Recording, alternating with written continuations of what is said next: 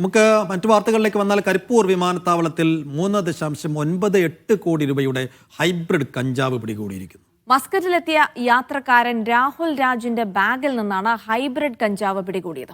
Customs intelligence ആണ് ഈ ലഹരി വേട്ട നടത്തിയിരിക്കുന്നത്. ജംഷീർ കൊടിഞ്ഞി വിവരങ്ങൾ നൽകും. ജംഷീർ, എപ്പോഴാണ് സംഭവം? എന്തൊക്കെയാണ് വിവരങ്ങൾ?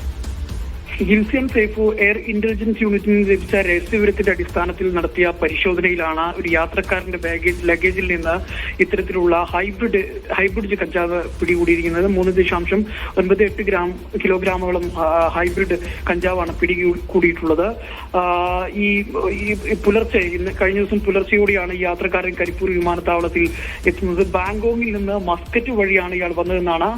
ബാങ്കോങ്ങിൽ നിന്ന് മസ്കറ്റ് വഴി സലാം എയറിൽ വന്ന യാത്രക്കാരനാണ് ഈ രാഹുൽ രാജ് എന്നാണ് ഇയാളുടെ പേരെന്നാണ് ലഭിക്കുന്ന വിവരം.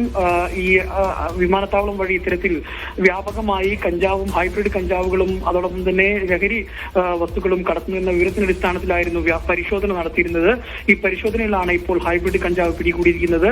ഇതിന് വിപണിയിൽ ഏതാണ്ട് 4 കോടിയോളം 3.98 കോടി എന്ന് വെച്ചാൽ ഏതാണ്ട് 4 കോടിയോളം രൂപ വില വരും എന്നുള്ളത് തന്നെയാണ് ഉദ്യോഗസ്ഥർ പറയുന്നത്.